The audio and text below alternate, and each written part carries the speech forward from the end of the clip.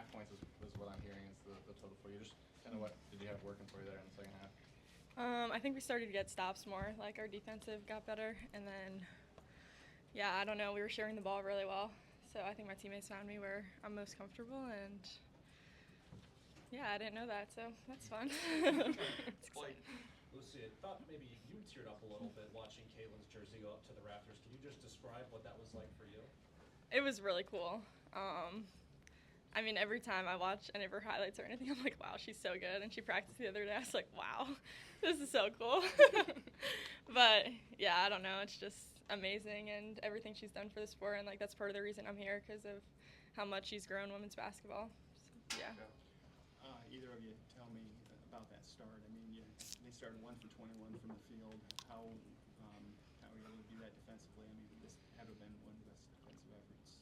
Yeah, that was program's like had in a while. really a part of our game plan was focusing on our defense and really making sure that Juju was going to pass to other people, make other people hurt us. Obviously, Juju was going to get her own points, but not to get discouraged by that. And when she wasn't hitting and no one was hitting, we were just rolling, and that gave us a lot of confidence going into the start of the game.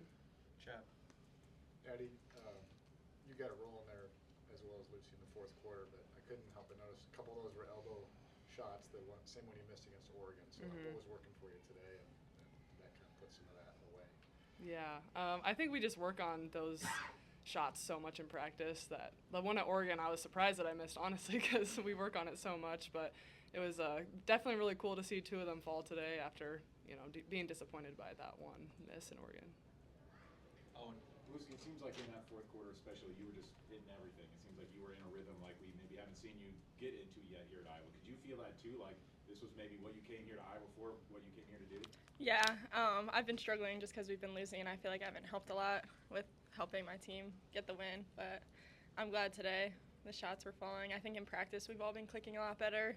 I think it just takes time sometimes, and 5 new starters pretty much, like Sid and Hannah have been here, but the rest of us, we needed to learn to play with each other. And yeah, I think it was clicking the past few practices. We had Washington, we had a glimpse of it, and then I think now we're rolling. So. Scott.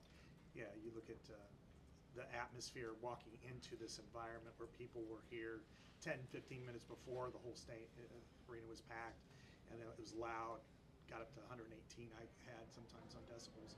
What was it like for you guys to play in this?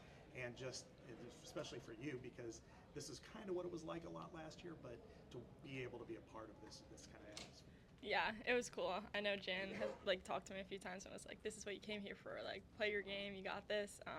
But yeah, I noticed how loud it was. First, when I went out to shoot, there were already people in the stadium. I was like, "What is this? The people aren't supposed to be here yet."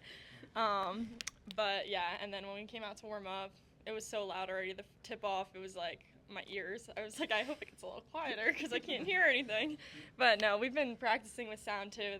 The coaches did a good job of preparing us for it.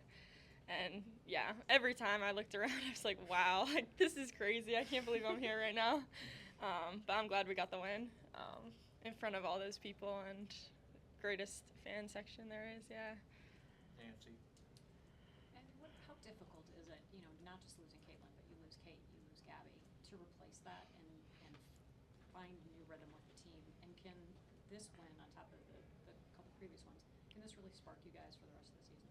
Yeah, I think obviously losing all of your starters is really hard, but I think it really just speaks to the culture of this program, like how fast, honestly, we're able to rebuild, and everyone trusts one another, and we trust our coaches. And definitely these past 3 games really have given us a huge spark, and the one today, biggest spark that we could have gotten in front of 15,000 people and Caitlin and all of our old teammates. And this is definitely probably like a 6th defender on the court here tonight. Dargan. Addie, just how much do you feel like handling everything today can improve and move forward the mental fortitude of this team? Yeah, I think today really showed us how good we can be, that we can win and we can stay in any game with any team, that we're really good. And now we can fully believe it because we have a win against a really, really good team.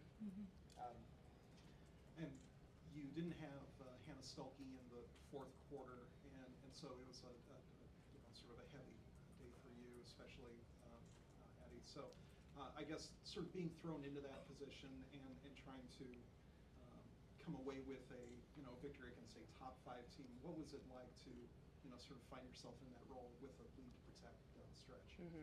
If I've learned anything from these 4 years, it's always be ready when your number is called.